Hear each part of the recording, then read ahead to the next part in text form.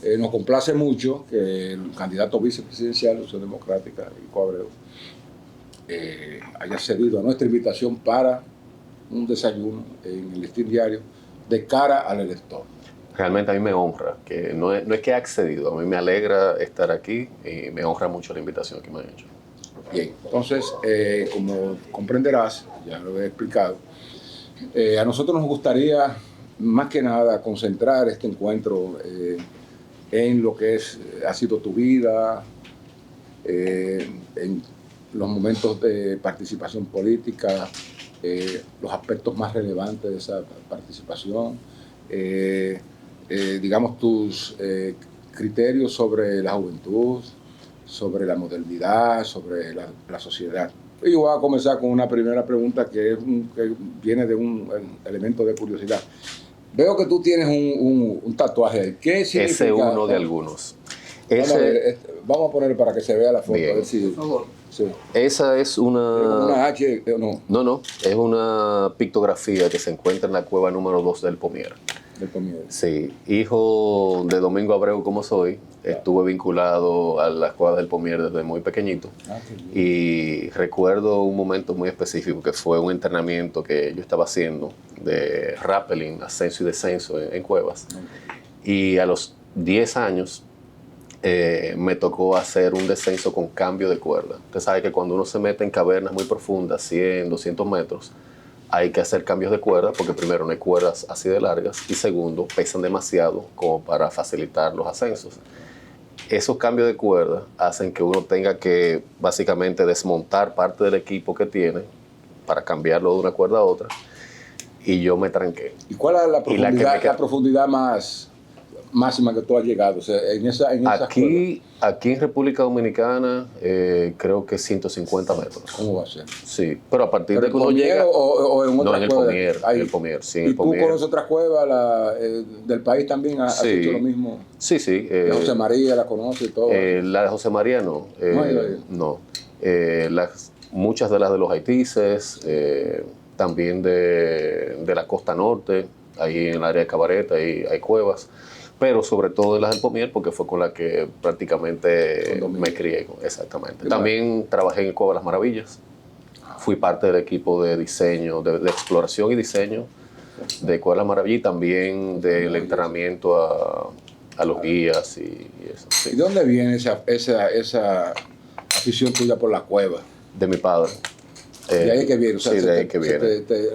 Me contagió, dicen que lo que se hurta no se hereda, pero también me contagió el entusiasmo y el interés por... ¿Y qué cosas encuentras tú valiosas en una cueva? O sea, esa experiencia de estar metido en una cueva, ¿qué tú sentías? O sea, ¿qué tú pensabas que estabas descubriendo o que estabas aprendiendo cuando estabas ahí, veías las pictografías, las estalactitas y todo eso? O sea, inicialmente de niño era más la aventura, lo desconocido y tal. Sin embargo, en la medida en la que voy creciendo y también empiezo a colaborar con el trabajo de relevamiento, de arte rupestre, restauración del entorno y tal, sí. Entonces ahí yo empecé a comprender otro aspecto que es muy importante en términos culturales. Muy lamentablemente, lo poco que conocemos de nuestros pueblos originarios viene o de las crónicas de Indias, lo que relatan los conquistadores desde su perspectiva, y lo que dejan en las cavernas, que todavía falta muchísimo trabajo de interpretación de esto. Yo sé, por ejemplo, que hay paneles pictográficos y paneles de petroglifos que tienen una vinculación muy estrecha con otros pueblos originarios del continente. Sí, ahí podemos encontrar mitos y leyendas que son afines con pueblos suramericanos y centroamericanos, pueblos originarios de Centroamérica. Se cree que los taínos también pudieron tener al igual que los aztecas, sus propios métodos astronómicos para su reloj, para medir su calendario y todo eso. Yo no lo pongo en duda, porque inclusive dentro de las cuevas hay paneles que hablan de observaciones, que hablan de cometas, que hablan que inclusive, por ejemplo, hay una cueva, precisamente donde está esta pictografía también, la cueva número 2, hay un petroglifo que le da una luz cenital el día 21 de diciembre a la 1 de la tarde. Exactamente. En el solsticio, exactamente. El solsticio de invierno. Y viene esa luz cenital y cae exactamente sobre ese petroglifo. Sí, eso indica... Como Chichén Itzá. Bueno, yo obviamente creo que mantendría un poco la distancia porque Chichén Itzá es de una civilización que duró milenios en desarrollo, contrario al pueblo taíno, pero yo sé que sí, que niveles de observación, de entendimiento de la naturaleza, de los astros sí lo tenían. ¿Tú entiendes que las cuevas entonces como, vamos a decir, un patrimonio natural y como también una fuente de riqueza? Absolutamente. ¿Están bien mantenidas o no aquí? Mire, en el Pomier específicamente se hicieron muchos esfuerzos de mantenimiento, de recuperación, pero hay un conflicto constante con la actividad minera que pone en peligro esas cuevas, inclusive las cuevas que están protegidas dentro de los polígonos de la Reserva Antropológica Cuevas del Pomier. De hecho, después de que hicimos el trabajo en Cueva de las Maravillas, el siguiente paso fue habilitar la cueva número 1 para el uso público y sobre todo para un acceso universal en el que personas envejecientes, personas con dificultad de movilidad y todo esto pudiesen acceder a toda la cueva. Y cuando solamente faltaba cerca de un 20% para completar la obra y ponerla ya a la disposición del público, ahí hubo un cambio de gobierno y las autoridades entrantes se desentendieron por completo de eso, hasta el día de hoy. A tal punto que todo el trabajo que se hizo de instalación sanitaria, de instalación eléctrica, todo eso se perdió, porque o se dañó por falta de uso y mantenimiento, o porque se lo robaron en muchos casos. Y ahí está, esperando quien vuelva a mirar hacia allá para ponerle en funcionamiento. Era a una persona así, como tú, acostumbrada a bajar a las profundidades, a los subsuelos y sin temor a lo que pueda pasar, tú encontraste que se te zafe la cuerda, lo que sea. ¿Qué ejercicio semejante tú has hecho frente a la sociedad dominicana? ¿Cuántas veces tú has bajado al fondo de la sociedad dominicana para ver cuáles son, qué es lo que tú encuentras ahí, si encuentras cenotes? Me encanta esa pregunta. Bueno. Yo tengo más de 17 años de ejercicio académico, de ejercicio docente a nivel académico, a nivel superior. Específicamente en la Pucamaima, en la carrera de arquitectura y posteriormente también la carrera de cine, como también la carrera de cine del INTEC. Menciono esto porque ha sido precisamente a través de mis clases de arquitectura, primero con Diseño 5, que es una asignatura de mitad de carrera, y ahora con el cambio de pensum se llama Proyecto 3. Todos, sin excepción, los cursos que yo imparto en ese ámbito hacen trabajo en sectores populares dominicanos. Yo tengo un proyecto personal que se llama Un Barrio a la Vez, en el que yo llevo a mis estudiantes, a sectores vulnerables. Hemos trabajado en La Yuca, en El Manguito, en La Ciénaga. Actualmente estamos trabajando en La Ciénaga, un proyecto que hemos llevado en varias etapas. ¿Y qué hacen esos proyectos? Cuando tú lo llevas, ¿a qué es que tú lo llevas? Bueno, primero es hacer un levantamiento de las condiciones tanto físicas como socioeconómicas, ambientales, de las condiciones de la vivienda, de las condiciones del barrio en sentido general, y también a tener conversación, encuentro con los moradores, obviamente, porque sin ese acercamiento sería un ejercicio completamente ¿Pero es una visita ahí que llegaron hoy, ya levantaron, o ustedes agarran un barrio y dicen, bueno, esto lo vamos a explorar y lo vamos a...? Les respondo. Es un análisis que dura 2 meses. Solamente el proceso de análisis dura 2 meses, en el cual hay visitas constantes, porque primero hay que hacer levantamiento, como les dije, de las condiciones físicas. Eso se hace con fotografía, eso se hace, pero también hay que hacer un levantamiento socioeconómico. Y lo que hacemos es, agarramos la data que hay existente en la ONE, en los ayuntamientos, etcétera, y con esa data preparamos encuestas. Entonces vamos a la comunidad. ¿Ustedes creen en esa data? Bueno, es la que tenemos más reciente, la disponible es de 2010, porque todavía no se ha actualizado con el censo. Pero sirve como base para realizar un cuestionario, pues entonces vamos directamente a la comunidad y ahí mis estudiantes y yo tenemos la oportunidad de escuchar de manera directa cuál es la realidad. ¿Y cuál es la realidad? Bueno, hay carencias de todo tipo. hay carencias en el ámbito físico, en las condiciones hasta de las calles, de la vivienda. Hay carencias ambientales fuertes, las condiciones bajo las cuales se accede al agua, las condiciones bajo las cuales se dispone de las aguas servidas. En términos socioeconómicos se puede ver que hay una población joven que está pujando para tener acceso a educación a los distintos niveles, pero todavía falta hay mucho. Mucha delincuencia. Constantemente, sí. La gente se queja de la delincuencia, se queja de la seguridad en términos generales, que hay otro aspecto también que hay que tomar en cuenta, las condiciones de vida, no solamente desde el punto de vista económico, sino también de las condiciones de la ciudad, de la forma en la que la gente habita la ciudad, tiene mucho que ver con el auge de la delincuencia. Si usted tiene un entorno que no está bien iluminado, que no está acondicionado para el uso del peatón, para contar con espacios públicos de calidad, todo eso se presta a la inseguridad. Entonces, todos esos son aspectos que salen en esa conversación. Y de 17 años. Perdón, pero ¿ustedes solamente hacen el levantamiento o sugieren algún tipo de políticas de acción? Después de esos 2 meses de levantamiento, después de esos 2 meses de levantamiento, entonces viene un proceso de diseño, primero de planificación, que fue la segunda maestría que yo hice. Hice una segunda maestría en Community Planning, eso es planificación para el desarrollo de comunidades. Y con los criterios que yo he aprendido allí, pues entonces con esos mismos criterios preparamos un plan. Ese plan ataca los indicadores que salen, tanto de la situación de la vivienda, del tratamiento de las aguas servidas, aspectos socioeconómicos, por ejemplo, qué hace falta en términos de educación, qué hace falta en términos de formación técnica. Se da respuesta a todo eso, inclusive de movilidad alternativa, y luego entonces se procede ya a diseñar propiamente esa intervención. Hemos tenido inclusive encuentros con estamentos oficiales para para socializar la... ¿Y qué han encontrado ustedes? Bueno, hace unos años tuvimos un encuentro con Mario Sosa, cuando todavía era regidor del Distrito Nacional. Recientemente tuvimos un encuentro con la alcaldesa y obviamente nos recibe, ve el proyecto, inclusive conversamos para trabajar en lo adelante alguna de esas propuestas de manera puntual.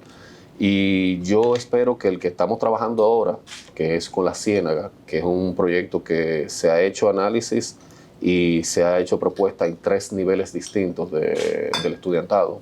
Actualmente estoy trabajando con el grupo de 4º año con la asignatura Proyecto Urbano. Ya hay un proyecto mucho más maduro y acabado. Y me gustaría también socializarlo eventualmente. Pero mira, ¿por qué ustedes no lo consiguen? Por ejemplo, estamos en el 24. En el 23, ¿qué tipo de aterrizaje tuvieron ustedes con los estudiantes en esos barrios? Hicimos acercamientos, obviamente, desde la perspectiva académica, sí, no, claro. Acercamientos a todos los niveles. Yo quería, ¿se puede conseguir Por supuesto que sí, yo puedo. Propuestas? Sí, por supuesto que sí, yo se la puedo compartir. Compártanlo con nosotros. Con todo gusto. Las propuestas y la fotografía, para nosotros darle visibilizar eso, porque probablemente ustedes van a un regidor, una alcaldía, sí, como aquí se vive de la demagogia, decir que se va a hacer y no sin nada. Entonces, a la hora que salga en el periódico, sí, pero con todo gusto se lo compartimos. Sí, compártanla con nosotros, que la vamos a publicar, Cabral. Bueno, va relacionado con esto mismo que ha planteado Miguel. Tú dices que tiene 17 años en la academia y ha bajado a las profundidades a la cueva de los barrios con tus alumnos. ¿Usted sabe dónde queda el aguacate? Bueno, hay mucho. Bueno, hay muchos aguacates, ¿verdad? El aguacate del Caliche. No, perdón, de la Puya. El aguacate de la Puya tiene que ser una de las comunidades más vulnerables que tiene nuestro país. En el aguacate de la Puya, la situación es tan difícil que no hay que esperar esas grandes inundaciones que ahora se han puesto de manifiesto a finales de año. Con cualquier agüita que cae. Pero eso siempre pasa ya. Sí. Es tan crítica la situación que la gente duerme con camas amarradas con cables de las vigas de madera de las casas, porque cuando se mete esa agua, tienen que alar la cama y subirla para poder dormir sin que el agua... ¿Tiene fotos de eso? ¿Tienen fotos de eso? Debo tener, pero si no, hacemos un levantamiento y se Avísame, comparte. no, pero me gustaría. Oye, pero Sí. es una foto del... Tú conoces las miserias Muy de cerca. muy de cerca. Sí. De alguna manera, estos trabajos que tú has realizado desde el punto de vista de la academia te han impulsado hacia arriba, Absolutamente, hacia la política. absolutamente. Yo creo que mi conciencia política tiene que dividirse en dos momentos, en antes y después del 4%. ¿Por qué lo digo? Yo empecé a militar en el sector ambiental y desde el sector ambiental yo entendía, como entiende la juventud, cuando yo era joven todavía, Pero yo tú eres joven todavía. ¿Cuántos años tú tienes? 48 años. Tú estás bien, tú estás Bueno, gateando. lo que pasa es que ya técnicamente Está ya gateando. superamos la línea de la juventud. Yo sigo acumulando juventud, Sí, pero igual que nosotros. la igual. línea propiamente. Eso es bueno, ese reajuste que han hecho en términos etarios nos ha favorecido mucho a Fabio y a mí. Sí. porque No, a también también, nos sentimos milenios. también. Nos sentimos Idea del milenios. proyecto de ley actualizada. Pues, No decimos de cuál milenio, milenio, pero somos milenios nosotros. ¿Verdad? Está buena eso. Somos milenios, pero no, Yo también. no, pero tú eres del nuevo, nosotros somos del otro. Pues como le decía, durante mi militancia en los movimientos ambientales, yo rechazaba rotundamente cualquier vinculación con los partidos políticos. De hecho, yo recuerdo que en los procesos de movilizaciones por las áreas protegidas, cuando se estaba discutiendo la ley sectorial, era con rabia que mirábamos hacia el Congreso. Eran 2 o 3 políticos de distintos sectores quienes trataban de apoyarnos ahí dentro, pero siempre desde la acera que estábamos, ¿verdad? Cuando llegamos al proceso, luego de los haitises, y empezamos con el proceso de las manifestaciones por el 4%, ahí yo me di cuenta de lo necesario que era la discusión a nivel de política con los partidos políticos. ¿Por qué? Primero porque cuando finalmente entendimos esa necesidad de tener aliados y aliadas en los partidos políticos para ayudar a defender esa ley dentro del Congreso, yo dije, bueno, vamos a hacer una cosa. Tengamos reuniones, pero con absolutamente todos los partidos, para que no se diga que favoritismo con la oposición o con tal partido o con tal sector dentro de tal partido. Entonces, ahí empezó un proceso que yo tuve la oportunidad de, aunque yo estaba más vinculado al área de la comunicación por mi quehacer en esos años, yo fui también parte del proceso de lobby, el proceso de cabildeo con los distintos líderes de los distintos partidos políticos. Yo me aseguraba, aunque a lo interno de esa comisión siempre hubo mucho balance en ese aspecto y se manejó con mucha altura, pero yo me aseguraba de que si había un acercamiento con alguien del partido, del PRD en ese momento, que lo hubiese también con el Partido Reformista, que lo hubiese también con el PLD, que lo hubiese también con partidos minoritarios. Y fue en ese proceso donde yo me hice consciente de que había que entrar a la política partidista. ¿Por qué? Sencillo. Si la gente seria, si la gente capacitada, si la gente honrada no se involucra en la política, esos son espacios que van a ser ocupados por la delincuencia. Y hemos visto de todo en el quehacer político. El problema es que cuando llegan a la política se dañan. Bueno, es que yo no creo que se dañan. Yo creo que siempre han estado dañados, pero te pintan una cara, te pintan una fotografía muy linda y cuando están ahí entonces sacan las uñas. No es lo mismo, ¿eh? Sí. Entonces, yo creo que si no es así, que si no se ocupan esos espacios con personas capacitadas, honestas, serias, esos espacios entonces van a quedar ahí a la libre para que cualquiera que venga de cualquier Rifero. ámbito, rifero, narco, de todo, porque lamentablemente en nuestro quehacer político se ha visto gente que ha hecho de todo. Hay gente que ha sido señalada por abusos sexuales y siguen ahí como si no pasara nada. Gente que ha estado vinculada al narcotráfico, gente que ha estado vinculada a las apuestas, a los juegos, como bien usted señala. Entonces, ¿qué hace la ciudadanía ante eso? lo rechaza y dice, no, yo no me mezclo como político. No, yo creo que hay que involucrarse. Yo creo que si uno tiene vocación de servicio, si uno se ha sensibilizado con esas realidades que hace ratito le comentaba que yo he podido ver de frente y directamente, entonces hay que utilizar esa sensibilidad y esa preparación para servirle al país. Mira, ahora con la candidata que hablamos de la fatiga democrática, digamos, referenciada por la apatía de la juventud.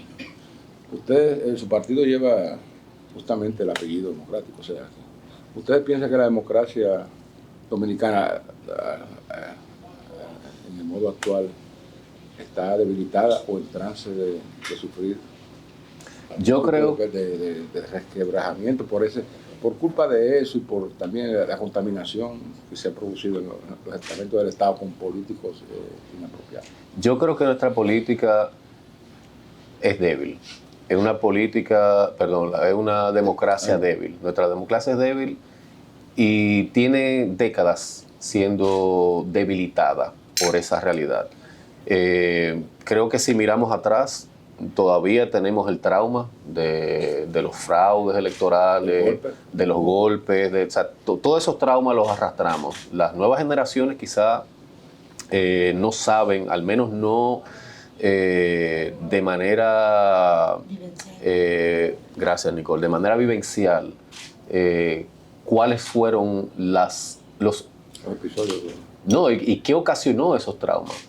Yo recuerdo, o sea, porque como le dije, yo tengo 48 años y yo recuerdo elecciones desde Guzmán hacia acá. 78 para acá. Exacto, yo recuerdo yo debía tener 3 años y algo. Yo recuerdo el día de las elecciones que ganó Guzmán. Tirar a la calle, exacto, y eso fue un proceso que costó muchísima sangre a este pueblo y que eventualmente pudimos llegar hasta donde estamos hoy, pero aún así sigue siendo una democracia débil. Exacto. Una democracia que no solamente débil por ese aspecto, sino también con el contexto actual en el cual hay dinero que no se sabe ni siquiera del todo de dónde viene, que entra a los procesos electorales y lo que hace es debilitar esos procesos, porque en el momento en el que se aprovecha de la necesidad del pueblo para darle dinero, para comprar un voto, comprar una cédula, en ese proceso de dar dinero por eso, se contribuye a debilitar más la democracia todavía. Legitima. Una cosa, cuando Guzmán subió, bueno, eso fue considerado, era un niño, un punto de inflexión en el curso de la política dominicana, porque estaban poniéndole fin ahí a los 12 años de Balaguer. A los 12 años de Balaguer. Bueno, ¿qué pasa? Ya tú fuiste creciendo y volvió Balaguer.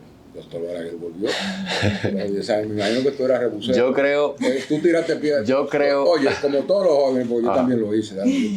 Cuando tú hablabas del Congreso, sí, en mi juventud, nosotros, la Unión de Estudiantes Revolucionarios, cuando salíamos a protestar contra Timpurato, o sea, bajaban de los compañeros de la Duarte, ¿sabes bien? Juan Pablo Duarte, buscaban en la Argentina, nosotros pasamos a buscar a la Isabel Nureña, seguíamos para Paraguay y allá tirarle piedra al Congreso y a la policía.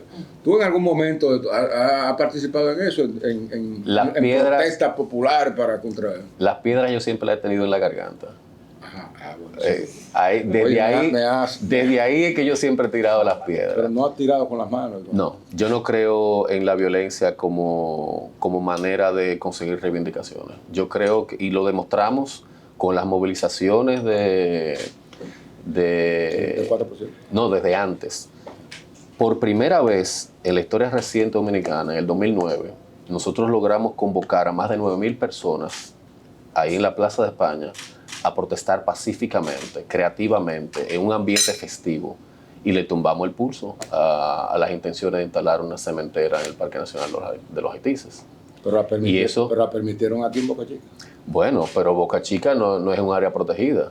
Sí, es un área turística, todas las áreas turísticas son áreas protegidas. Eso le competía a otro estamento del Estado defender eso. Por lo pronto, porque nosotros no podemos transarnos a Sin embargo, banda. Gonzalo se quedó en el olvido después. ¿Y eso es culpa del sector ambiental, que Gonzalo se ha quedado en el olvido? No, eso es culpa de los gobiernos.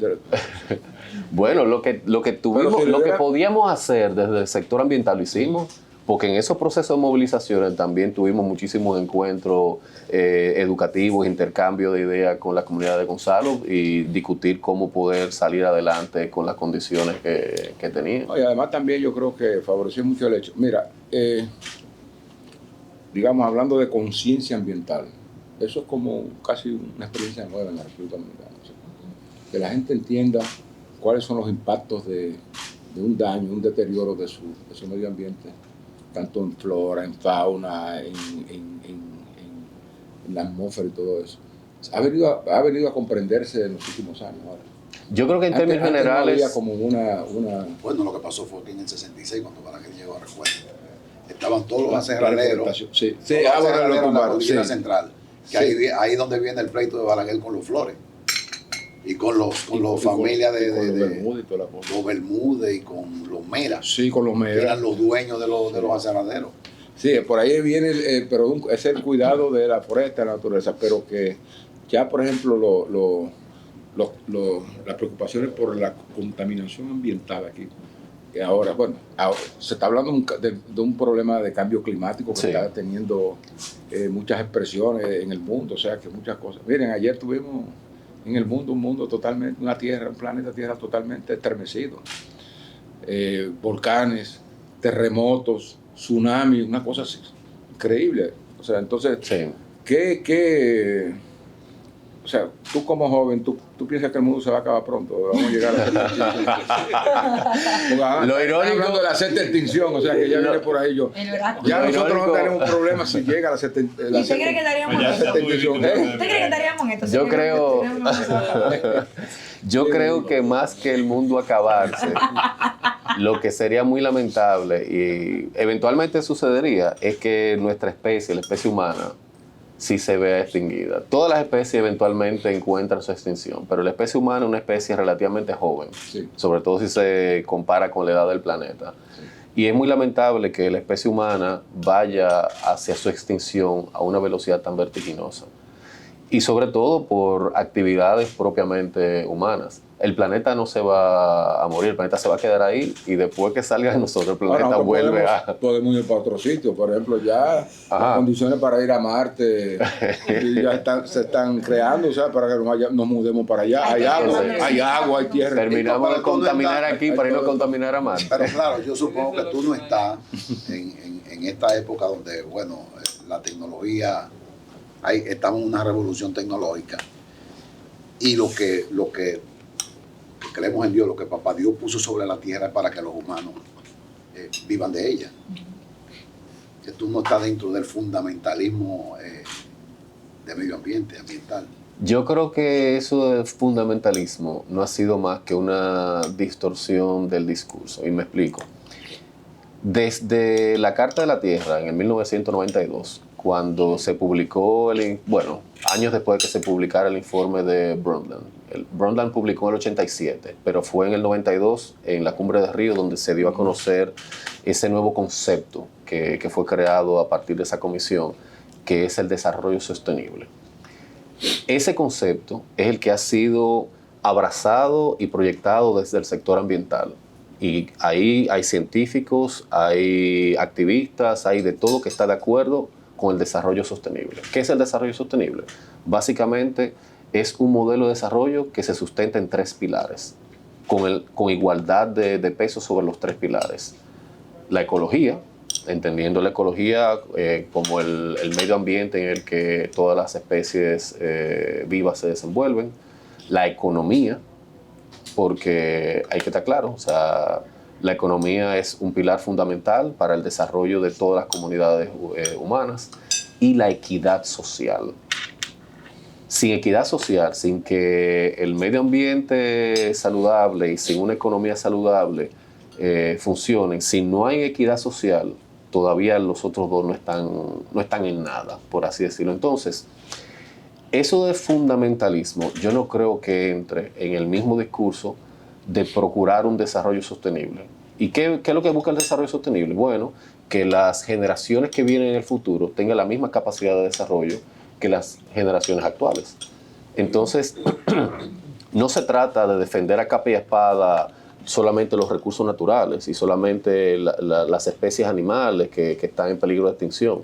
Se trata de asegurar que quienes vienen detrás de nosotros y nosotras, pues también puedan disfrutar de las mismas condiciones de vida, de calidad de vida, de un ambiente sano, de las que estamos disfrutando en la actualidad. Entonces, yo sí creo en esa necesidad. Yo sí creo en la necesidad de heredarle a nuestra descendencia un planeta saludable en el que puedan desarrollarse, puedan crecer, puedan desarrollar sus actividades y que puedan vivir dignamente. Mira, a partir de la experiencia que tú has tenido como maestro y como conductor de estos programas de investigación y en los barrios, es decir, o sea, donde están los núcleos de la pobreza, y has podido percibir, o sea, todo lo que falta y todo lo que está en deterioro y agravado.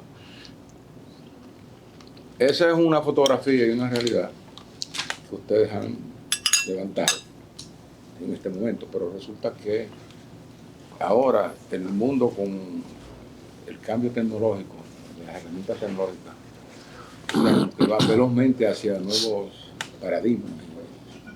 O sea, como que nos espera un mundo, y eso las universidades lo están considerando, nos espera un mundo en el que las destrezas tecnológicas serán importantes para manejar entonces el desafío de las nuevas herramientas que vienen. Es decir, ¿quiénes van a manejar esas herramientas? Entonces, ya las universidades se plantean, como dicen, carreras del futuro. Entonces, tú que estás viendo esa realidad, ¿tú piensas que puede haber como un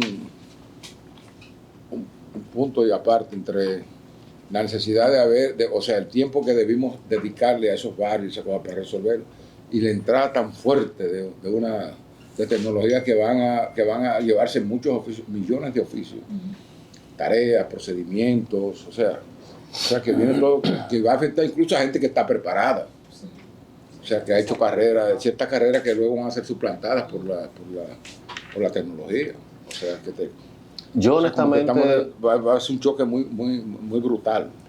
Esa es una respuesta que debe ir en tándem. Yo debo dar dos respuestas a esa pregunta. Primero, yo creo que sí, que estamos tarde para proporcionar las herramientas a los y las jóvenes, sobre todo de sectores más vulnerables. Pero el hecho de que estamos tarde no significa que no haya que hacerlo.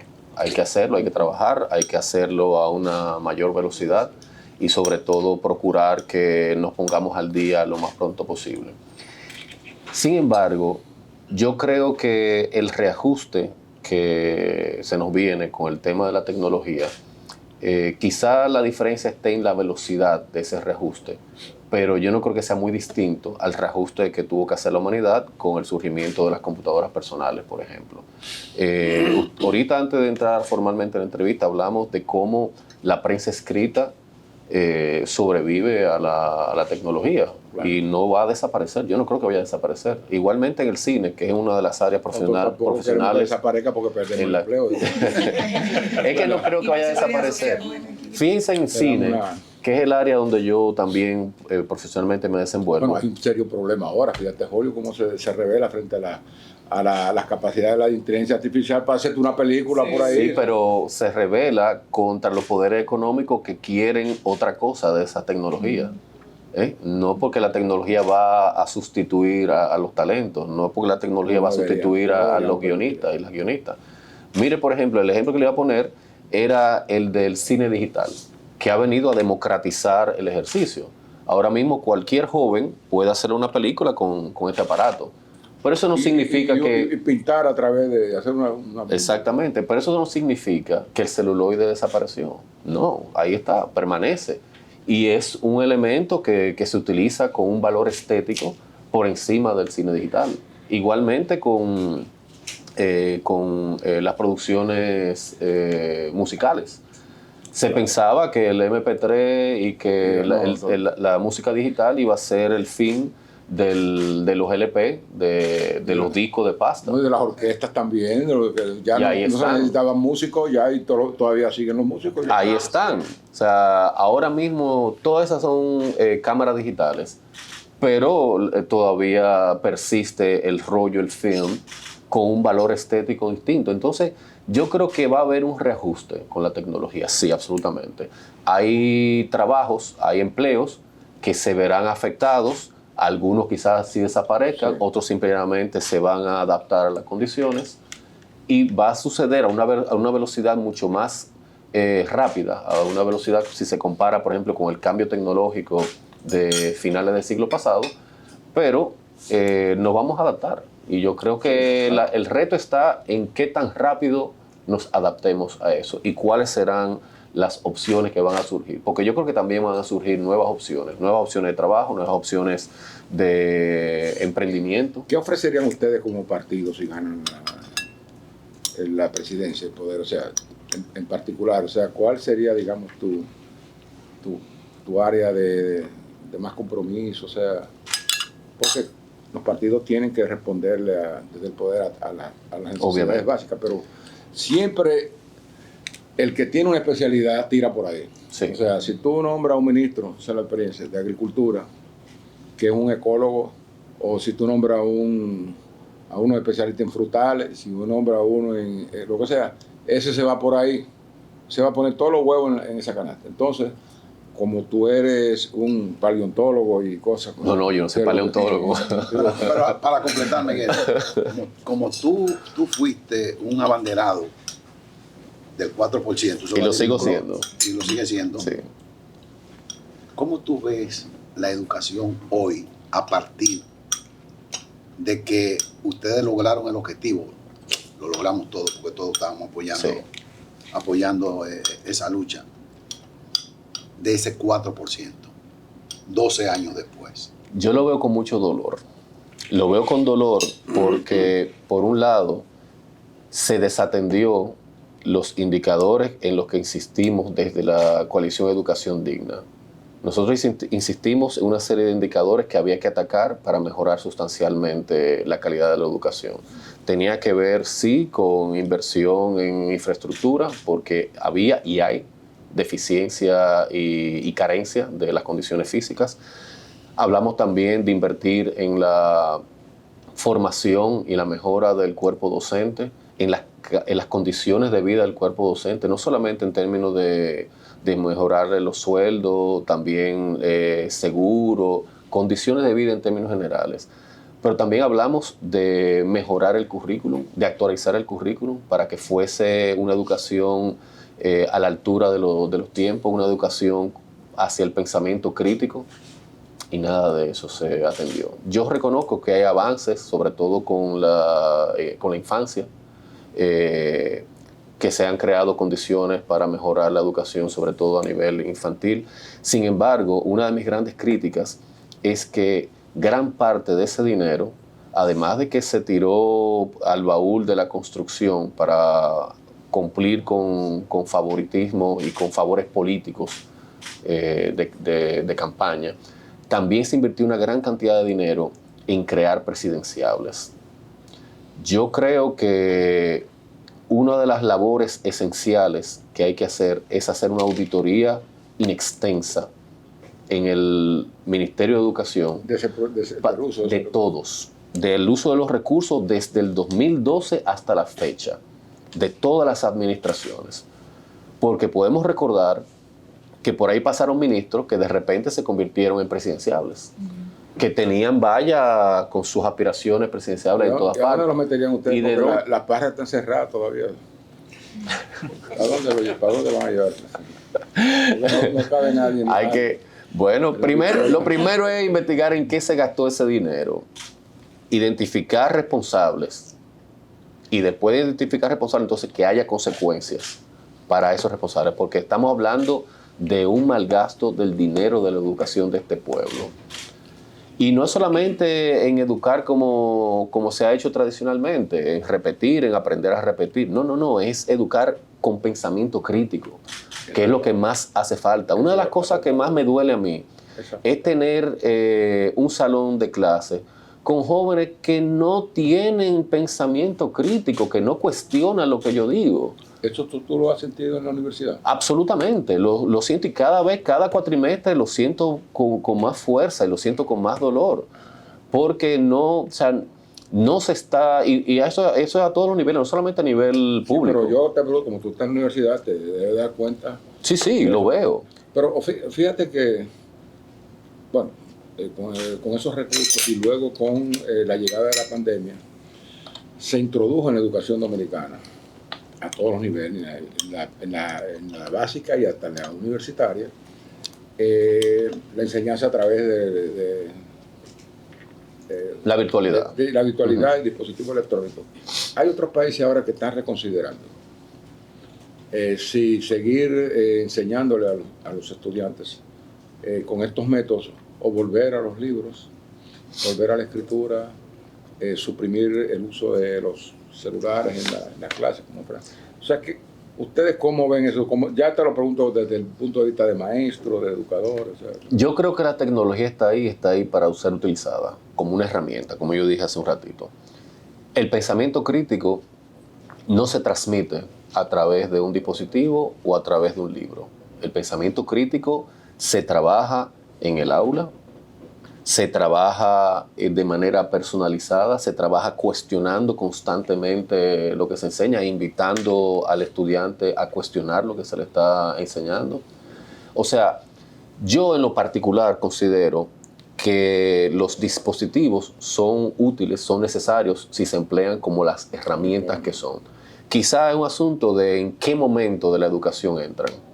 Yo creo firmemente en la necesidad de este ejercicio, del ejercicio de escribir a mano, de leer, inclusive con mis estudiantes de arquitectura, yo insisto en que el ejercicio de diseño es un ejercicio que se hace ahí. con esta interfase, desde aquí Es un hasta aquí. algoritmo que te tira ahí una simulación. Es que la computadora es una herramienta, y una herramienta que bien utilizada nos puede impulsar hasta el infinito, pero es que lo básico, lo esencial, es el pensamiento crítico a todo ¿Y nivel. tú estás logrando eso con tus estudiantes de la universidad? O sea, Bueno, ¿estás poniendo a eso? no, absolutamente. Absolutamente. Bueno, Que esos ejercicios en los barrios tienen que ver con eso. Totalmente. Porque esos ejercicios de sensibilización, de conocer esa realidad, son parte de crear ese pensamiento crítico. Pero inclusive ya en términos prácticos, antes de empezar a traducir en computadora los procesos que realizamos, son procesos que se hacen a mano y yo los llevo a hacer procesos a mano, a bocetar, corta y pega con papel y tijera y todo eso, porque es que si dejamos de lado esto, no estamos entrenando el cerebro. O sea, lo que nosotros leemos en un móvil, podemos retenerlo, pero confiamos en que está ahí y podemos buscarlo de nuevo. Sí. Pero lo que leemos en un libro, lo que escribimos, lo que transcribimos, en el proceso de transcribir, se lee 3 veces.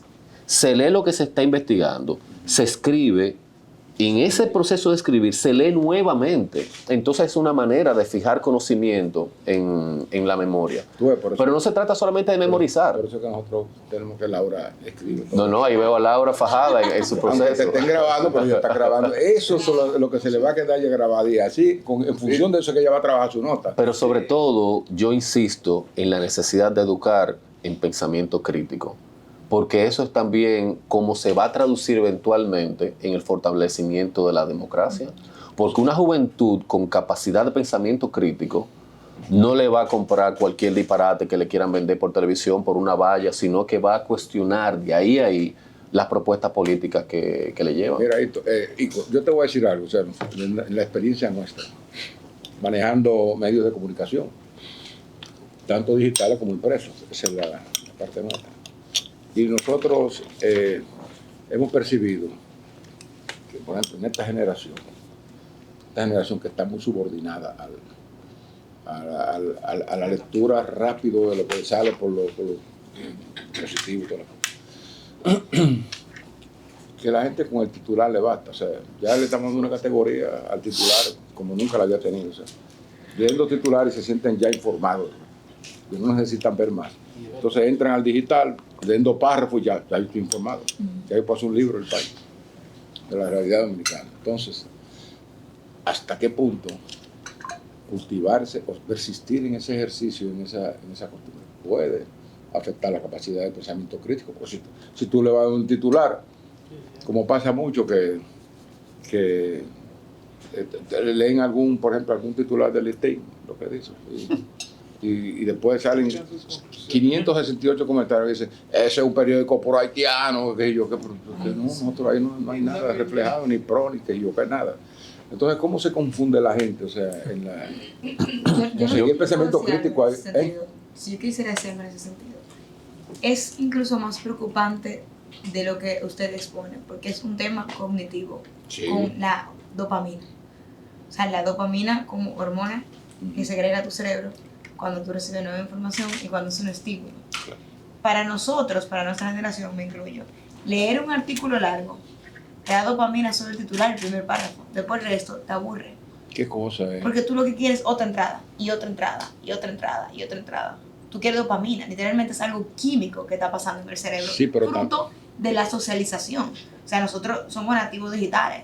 A mí me criaron con una pantalla Sí. controlada, pero hay muchos que no. Entonces, esa información que entra constantemente te crea ciclos de dopamina, como el azúcar. Te está hablando la psicóloga, Miguel. Psicóloga, No, yo no soy pero déjame psicóloga. decirle algo. Pero es muy fuerte, no, es algo que yo no estoy diciendo que sea bueno o malo, simplemente que Yo es. creo que lo que estamos mejores somos nosotros, porque nosotros con dopamina y sin dopamina Sí, nosotros lo tenemos. Si hay tecnología es porque existimos nosotros. Claro. O sea, yo no creo que culpa es la tecnología. El algoritmo lo define un ser humano. Entonces, por eso es tan importante que se trabaje el pensamiento crítico para que la tecnología que resulte sea una tecnología en beneficio de la calidad de vida de la gente y que aprendamos a utilizarla. Lo que está explicando Ico es que tenemos que volver a la escuela, Bueno, o a lograrlo. la herramienta natural. a la escuela de nosotros. ¿Tú sabes por qué? Porque cuando yo estaba haciendo el bachillerato, por allá, por los años 70, ya teníamos las calculadoras. Y íbamos siempre a recibir clases con la calculadora. Cuando venía el examen, había que era sin la calculadora. Ya, Entonces, cerebro, tú total, tenías que cerebro. hacer los exámenes de matemáticas, Tostadito, calcularlo todo ahí. No, y yo tuve profesores de economía que me obligaban a derivar las funciones a mano en lugar de utilizar un software, y por eso profesores así son tan valiosos. Pero mira, Porque yo- te obligan a entender el proceso que tú estás agotando. De lo contrario, no tiene sentido. La tecnología pierde todo sentido y se desconecta de la realidad que estamos viviendo. Pero Pero ahorita yo ustedes te- hablaban, por ejemplo, del proceso vivencial. pero yo te voy a decir Es un algo proceso también. a la psicóloga ya, a todos ustedes. No sé si le pasa. No, o sea, nosotros utilizamos, como todos los millennials y los nativos digitales, esto. Aquí todo el mundo usa esto y le da y tiene un consumo de pantalla el día entero. Yo no sé cómo que yo me voy a deshacer de esto, porque para mí ya es una esclavitud. Ya estoy sintiendo que tengo que dejar el teléfono por ahí botado. Entonces, ¿qué pasa? Que yo he notado que en el deseo de ir a lo breve, a lo relampagueante, a lo- hemos ido también acostumbrándonos a suprimir muchas cosas. Por ejemplo, tu cumpleaños. Aquí cumpleaños muchísima gente, ¿verdad?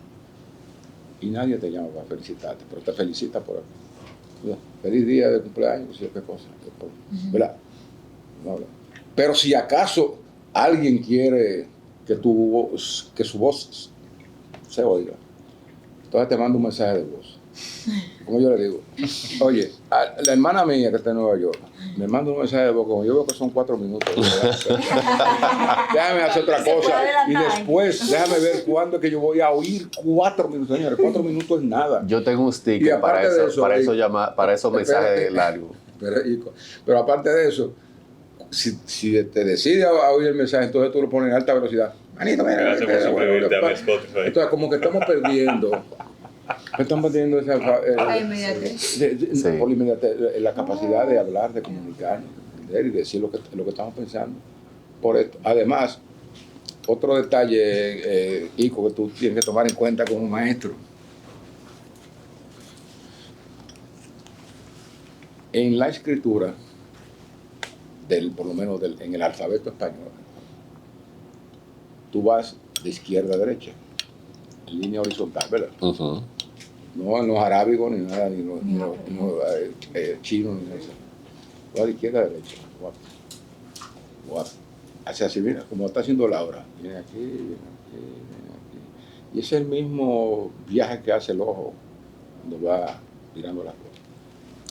Pero aquí, en lo vertical, tú no usas teclas. O sea, no es lo mismo escribir que dar teclas.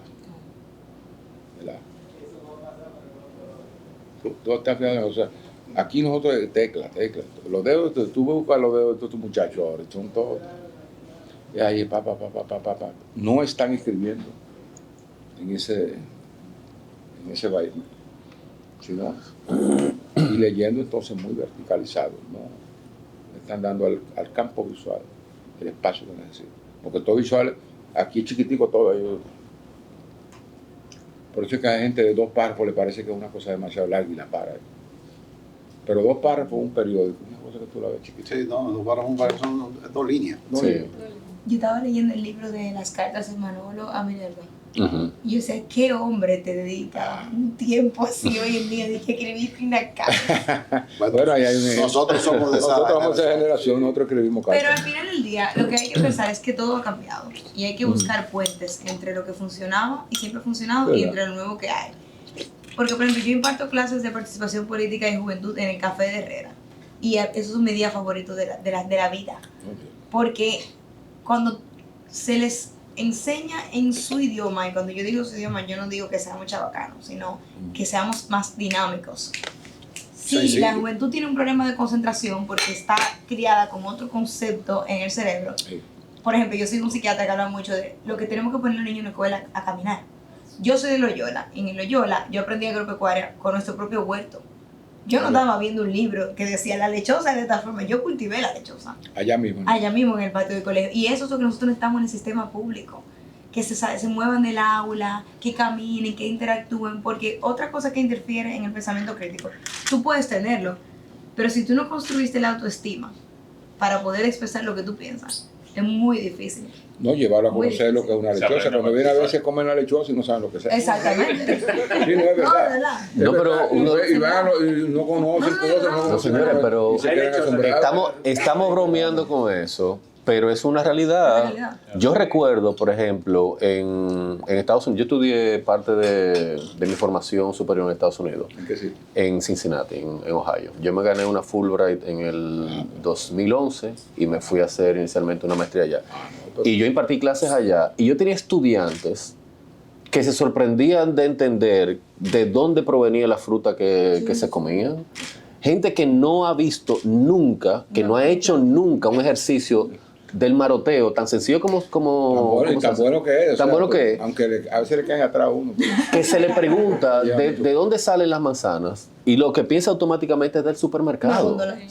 Señores, o sea, eso es problemático. Sí, eso es problemático. O sea, esa desconexión que hay con lo fundamental, con lo natural, eso es muy problemático. A nosotros nos pasó un caso, ya para ir cerrando. Vamos a darle chance ahorita a Laura, que le haga un par de preguntas. Aquí me pasó, tú sabes, nosotros tenemos un programa de periodistas por un año, pasantía, ella fue también. Lo que pasa es que los buenos se quedan. Entonces, ¿qué pasa? Los mejores, Miguel. Todos salen buenos. Sí, lo mejor, lo bueno. Entonces, ¿qué pasa? En eso, en cada pasantía entran 10 y 12. Bueno, muy bueno, déjame decirte, y hacen su trabajo bien. Entonces, un día estoy yo allá en la dirección, me toca una de las pasantes. Director, yo quiero hablar con usted. Le digo, sí, ven, pasa, ¿qué pasa? Pero yo estoy asombrada. ¿Y de qué? Pues ella venía ya graduada de periodismo. Graduada de periodismo, estaba aquí por eso, por su calificación. Entró aquí. ¿Y de qué estaba? Oh, pero yo, cuando iba para la cafetería, que está allá atrás, los muchachos salen siempre a almorzar ahí, no sé cómo le ha dado un problema estomacal a ellos, pero iban a la cafetería de aquí. Entonces, ella vio que había una puerta abierta ahí, que nunca la había visto. Asomó y cuando vio eso, ¿y qué es esto? Eran las rotativas del periódico. yo he visto este aparatazo. Este monstruo. Este monstruo, aquí hay una cosa, yo que busco esta cosa aquí adentro. Y curiosa, yo sí entré y me dijeron que ahí es que se hace el periódico. Yo estaba estupefacto. No, pero que ahí es que se hace el periódico, que eso con un rollo y con papel. Entonces tú pensabas que el periódico lo traía una cigüeña, entonces yo llegaba a la casa y estoy asombrado. Pues entonces yo he venido aquí para que usted me dé permiso para hacer un reportaje de eso. Para hacer un reportaje, para decir que el periódico sale una partida, una cosa que tenemos 200 años nosotros años. Y puede tener muchos likes. Sí, yo sé que sí, lo iba a tener, pero digo yo, oye, pero tú eres estudiante de periodismo, te gradúas y tú no sabes que el periodismo se tiene en una rotativa. El periódico. ¿Es así? Es verdad, lo que estoy diciendo es verdad. Sí, le creo. Entonces hay mucha gente que, o sea, puede tener una idea de algo, pero no, o sea, tal vez materialmente y visualmente no ha visto nada. Es que es un fallo en el sistema educativo. Yo di 3 estadísticas de mi carrera y a mí nunca, ¿por qué no fuimos a la ONE y vimos y hablamos con gente? Y, o sea, si todos hacen el mismo lugar, con el mismo libro, tu cerebro no se expande. Pero yo fui en el último censo. Yo estaba en mi casa. Yo, mire que están los del censo. En el último censo. Entonces llegaron 3 gente, que el supervisor, que yo estaba muy bien ahí, los recibí, pues, siéntese aquí, ¿ustedes quieren algo? No, pues nada más, el edificio, pues está. Y me dicen, siempre empiezan a hacerme las preguntas. Y una me dice, Ceso. ¿Qué tú crees? ¿Qué tú crees? Me está viendo a mí. Escriba, yo no tienes, yo no tengo que estar viendo. ¿La casa de qué es la casa? Tú la estás viendo, que es de cemento. ¿Tú entiendes? La vivienda de cemento, una cosa. O sea, como que preguntas tan que tú te quedas a veces como. Y mira, otra vez ya para terminar. Aquí cuando comenzamos nosotros a usar las computadoras.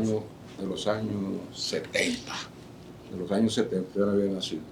Contaban en las componedoras. Les recuerdo, soy el 75. Sí, bueno, tú hablabas del 70, tú no habías. El 75 trajeron el listín para acá. Aquí sí. Entonces, cuando tú naciste, vimos nosotros ahí aquí, te y Balaguer fue que inauguró esto. Yo estaba aquí. Te voy a contar después una historia fabulosa. Entonces, ¿qué pasa? Que había una muchacha que se llamaba Rosa y pasó de las maquinillitas esas IBM que eran eléctricas con una mariposa que escribía la composición de las noticias, pasó a una pantalla y ella y otros más estaban ahí escribiendo el día entero las noticias, taca, taca, taca, taca. Y un día, para probar su nivel de concentración, le escribimos en el sistema y dice, Rosa, tú eres una estúpida, Rosa, tú eres una estúpida. Y yo, estaba hipnotizada, yo no estaba dando cuenta. Eso en el 70. De aquí para allá llovió muchísimo. Bueno, entonces, sí, Laura, vamos a cerrar con ya adentrando más como a la política y un escenario ya prácticamente armado para las elecciones presidenciales. 6 semanas y media. A la vuelta de la esquina prácticamente. ¿Ustedes tienen como objetivo, como partido, ser o convertirse en un partido mayoritario? ¿Consideran ustedes que están trabajando o han trabajado para convertirse en ese partido mayoritario? ¿Y cómo ven las expectativas del escenario político? Absolutamente sí. Estamos trabajando para convertirnos en una fuerza política mayoritaria, pero sobre todo una fuerza política mayoritaria con una forma distinta de hacer política, que va a dejar de lado el populismo, que va a dejar de lado el clientelismo, que está dejando a un lado toda esa práctica vieja. Estamos construyendo una fuerza política basada en propuesta, basada en escuchar a la gente y basada en darle respuesta a la gente. Y sí, estamos trabajando en convertirnos en esa fuerza. ¿Cómo vemos el escenario? Medio en broma, medio en serio, lo que decimos es vamos a dar una sorpresa. Porque los partidos tradicionales no se esperan que un partido como el nuestro pueda tener la contundencia que está teniendo, que está construyendo. Y sobre todo que estamos trabajando con la conciencia del escenario actual, pero con el ojo en el trecho largo, con el ojo hacia adelante. La candidatura presidencial y vicepresidencial de Opción Democrática es una candidatura que va sola, sin ningún tipo de alianza ni compromisos, y que se va a mantener precisamente en ese trayecto. ¿Cuáles son los nichos que ustedes están, digamos, enfocándose? ¿Los urbanos o los rurales? Bueno, hay un tema de recursos. Sí. Con los recursos de los que dispone el partido, nos estamos concentrando obviamente en las ciudades. Sí. Sí hay esfuerzos por llegar a ámbitos urbanos. Por ejemplo, Virginia anda hoy para el interior del país, va a estar en Puerto Plata, Cabarete, estará en la región Cibao Norte. Y asimismo estamos tratando de enfocar esfuerzos en traer a la política a esos jóvenes, a esas jóvenes que han estado siempre al margen y que solamente se les piensa cada 4 años. Yo creo que también, y esto yo me fui consciente de eso muy recientemente, pero necesitamos también hacer esfuerzos para dialogar con la diáspora, para entender las necesidades de la diáspora y darles respuestas desde la política pública a nuestra diáspora. No solamente la que está en Estados Unidos, sino la que se encuentra en cualquier parte del mundo. Que tenga al menos acceso a los servicios básicos fundamentales sin que se les